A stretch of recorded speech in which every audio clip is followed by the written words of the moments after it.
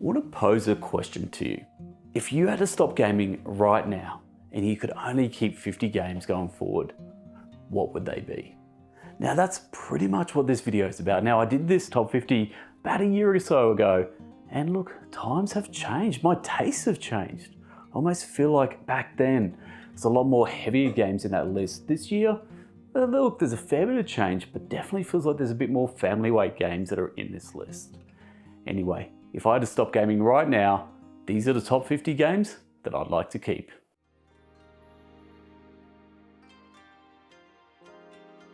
Millennium Space Agency is a family weight push your luck game designed by Rainer Knizia. In this game, players will play as catastronauts on a rocket trying to travel as far as possible. On your turn, you are the captain and you will roll those dice to move the rocket along. Your main decision is when to abandon ship and disembark your cat to score points on a planet or a moon. Or will you continue on and risk it all to get out of the galaxy? Now, Rainer Knizia, well, he's designed an absolute bucket load of games. I think over 700 odd games now, and this is one of my favorites. Now, this is a push your luck game, and push your luck isn't for everyone, but for me, it's just a fun mechanic. Rolling dice, really trying to get that maximum out of the rocket. It's just straight up fun, and that's why it makes my top 50.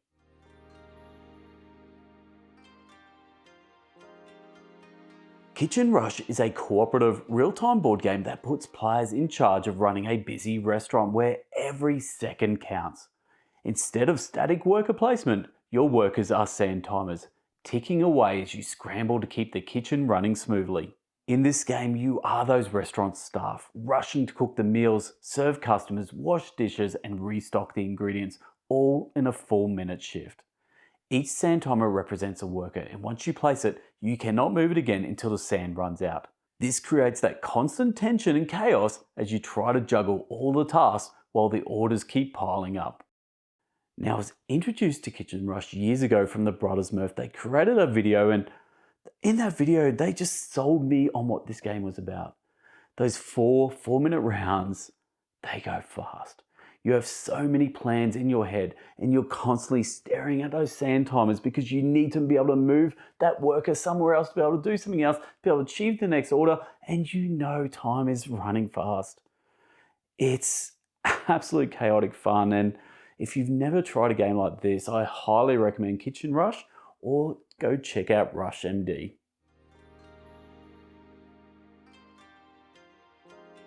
Number 48, and we have Kohaku, which is a tile drafting and placement game where players will be designing koi ponds filled with fish and features.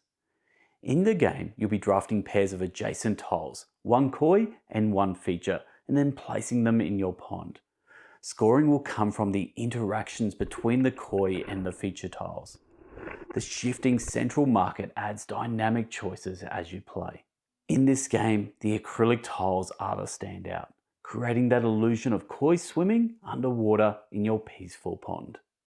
I said at the start of the video that my tastes are changing, and games like Kohaku are getting a lot more table time just because they're so easy to just pick up and play.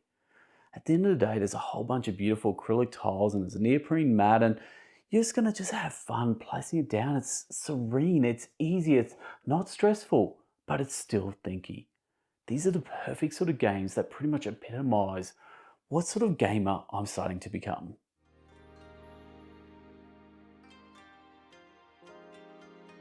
Nestlings is a dice placement game with a bird theme where players will compete across 4 biomes to collect resources and feed their chicks.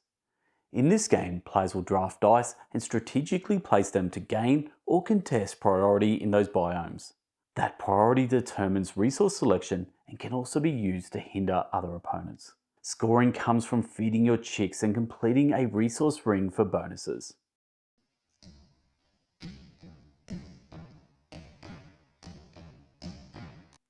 Now, I think I'm higher on Nestlings than a lot of other people. Sure, the artwork's absolutely stunning, the main game board and your individual player boards with the bird theme, all of that is attractive to me. But the thing I think I love is fighting over those biomes. spending those dice to try and get that priority order to be able to get that particular food that you need to finish off maybe one of those quadrants in your bonus ring, which will then get you a bonus, which maybe help you achieve something else. It just all works for me.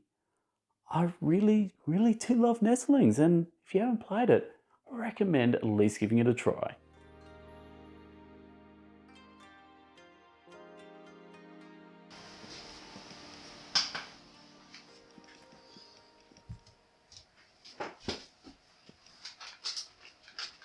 Kelp is an asymmetric two-player board game where one player will take on the role of a mighty shark while the other becomes a crafty octopus, locked in a battle of survival beneath those waves. The game combines hidden movement, bluffing, and tactical play wrapped in a beautifully illustrated underwater theme. As the shark, you'll be stalking the reef using dice-based actions and raw power to hunt. The octopus, meanwhile, relies on stealth, card play, and deception to outwit its predator. So that all sounds wonderful, but here's the problem. I don't actually own the game. This is the only game in my top 50, and I had one last year as well, but this is my only game this year that I don't actually own. Now, I got loaned the game and I had it for about 3 weeks, and I don't even know how many times I played it in that time. I fell in love. This is two-player asymmetry at its absolute best, and the theme, how beautiful the components are, everything about it was incredible. I wanted to keep playing from octopus to shark because they played so different. Now this game, while it's on the outskirts of my top 50 right now, just wait until next year when I actually own the game, because this is going to be the #1 game that I need to purchase in my collection. It's going to be in the top 20. Like, that's how much I love Kelp.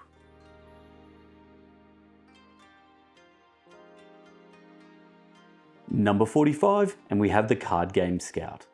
Scout is a lightweight, portable game that's perfect for families, casual players, or game nights where you just need something that is fast but thinky. With its quick rounds, tense decisions, and engaging player interaction, it's no surprise that this game earned a Spiel des Jahres nomination in 2022. Scout by Oink Games. Now, spoiler alert, this is going to be the smallest box in this top 50. Now, games like Sea Salt and Paper and Flip 7 were very close to making this list. But in the end, I just kept one, and I kept Scout. Now, Scout, its main primary twist is you're going to get dealt a hand of cards at the start of each round. Now, you can't change the order, but you can look at the numbers on the top there, or you can flip it over and look at the numbers on the bottom. But then you have to choose which way you're going to go, because once you decide, that's locked in for that round. And the rest of the round, well, you're trying to play out sets and runs and trying to get the most points over the course of the round. And then hopefully you're the first one to get rid of all the cards in your hand. It's a beautifully designed card game, and if you've never played this, highly recommend checking out Scout.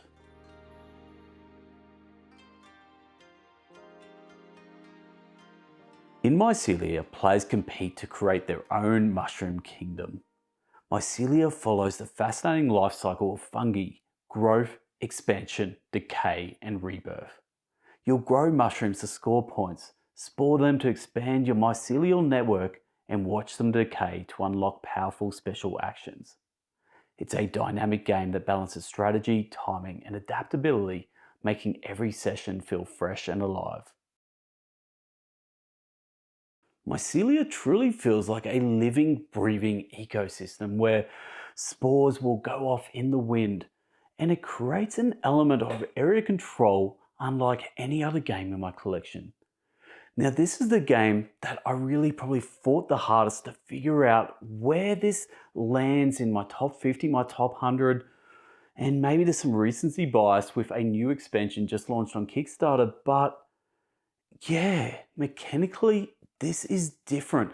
This is unique, and that beautiful hand-drawn artwork is just stunning.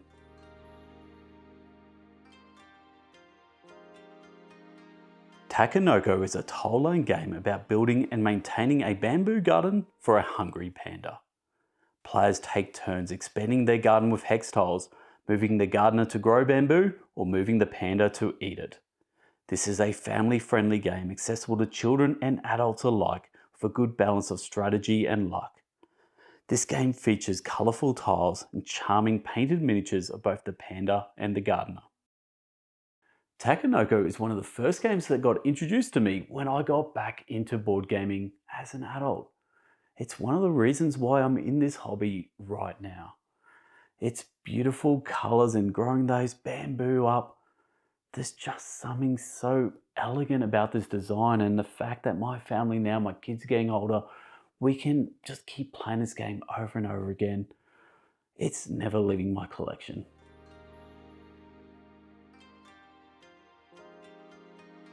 Gugong is set in the Ming Dynasty China, where players will be navigating the halls of power by exchanging gifts with officials while avoiding the appearance of corruption. Its blend of theme and mechanics creates a unique twist on traditional worker placement games. At the heart of Gugong is its card exchange system. Players must give a high-valued card to take an action while collecting the lesser card in return.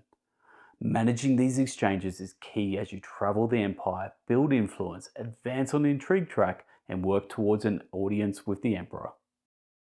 Now, about 4 years ago, I traded Blackout Hong Kong for this very copy here of Gugong, and I'm pretty confident I won that trade now looking back on it. While Blackout Hong Kong was a great game, Gugong's pretty special. Now, also didn't dawn on me at the time, both, I guess, Chinese-inspired games, obviously Hong Kong being Chinese now, and Gugong being the Forbidden City. So very cool stuff. And if you just love your medium weight Euro games, definitely give Gugong a try if you never have.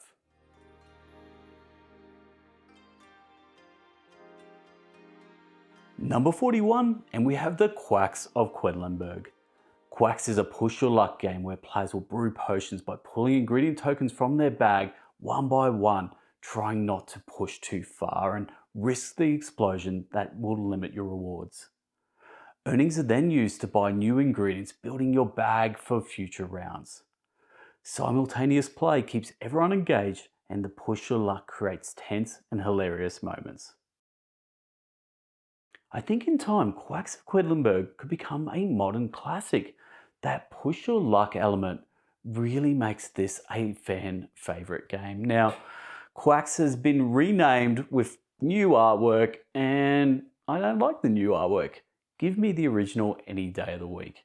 But here's the catch. The more you play this, those pieces, they deteriorate over time. So for a lot of people, they'll spend money on getting the Geek Up kits where you'll get little plastic little inserts where you can put those tokens in.